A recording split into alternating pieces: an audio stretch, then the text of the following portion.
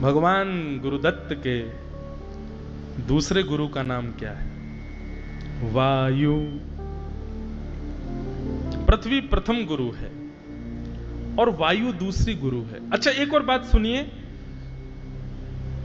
वे अवधूत क्यों हैं?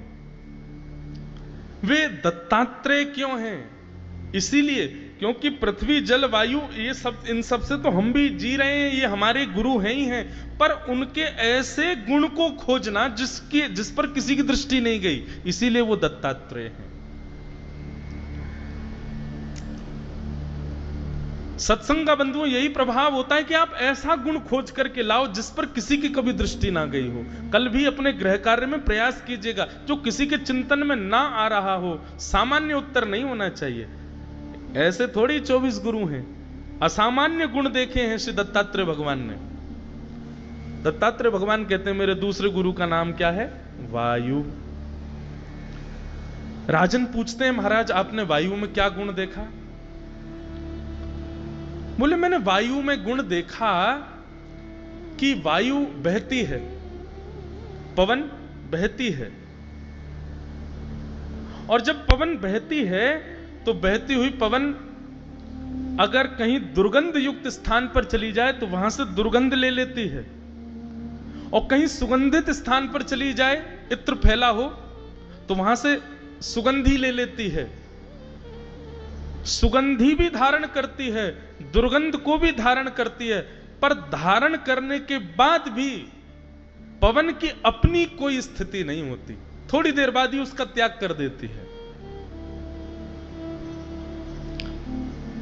अगर इत्र कहीं फैला है तो वहां से हवा आएगी तो निश्चित है कि वहां से सुगंधी आनी है, पर क्या वायु उस इत्र की सुगंधी से आसक्त होकर सदा के लिए उसको अपने पास रखती है? नहीं, थोड़ी देर बाद त्याग कर देगी और स्वच्छंद अपने वास्तविक रूप में आ जाएगी। वास्तविक रूप कैसा है? ना दुर्गंध युक्त है और ना ही सुगंधी युक्त है, सामान्य है।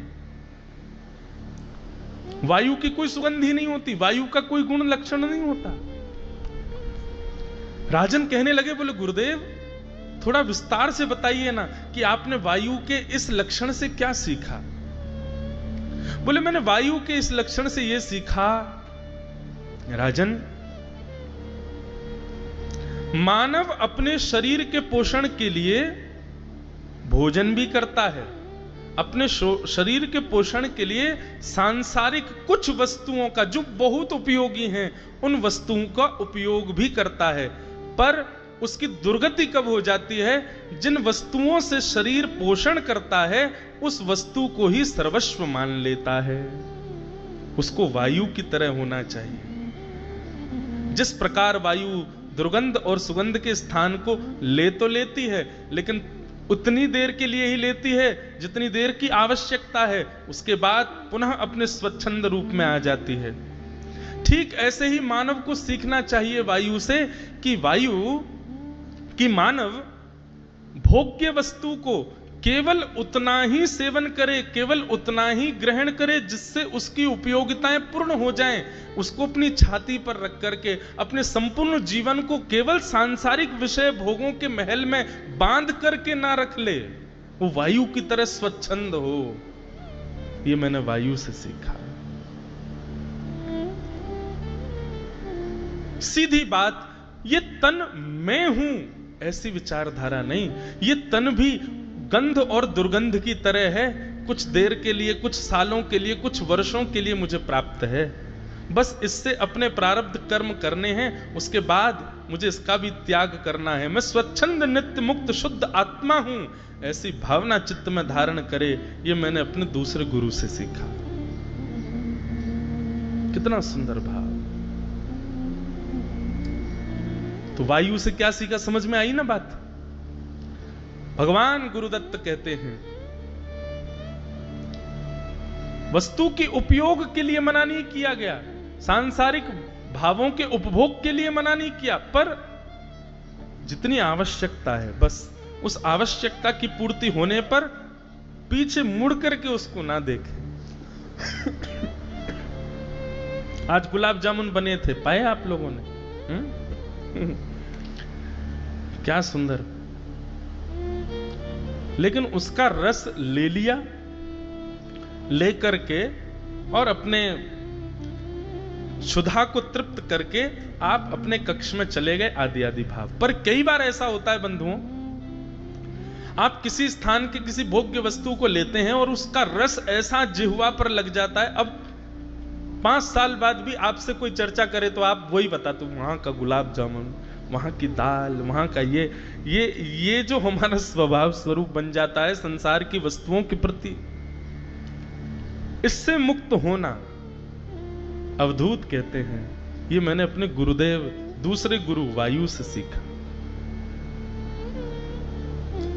वायु का दूसरा गुण जो सबको पता है,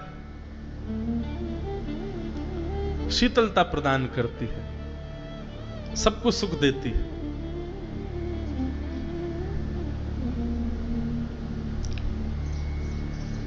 ऐसे मेरे दूसरे गुरु हैं वायु। तो ये 2 गुरु हैं, पृथ्वी और वायु। पृथ्वी के 5 गुण सुन लिए, 3 गुण दत्त भगवान बता रहे हैं, 2 गुण व्यासपीठ से कुछ दृष्टता करके हमने कह दिए। अब 1 से 4 तक, 1 से 5 तक और गुण आप लोग विचार करके लाओ पृथ्वी के, और याद रहे ऐसा गुण हो जिस पर सामान्यतया दृष्टि नहीं जा रही है किसी की। और वो कहां होगा?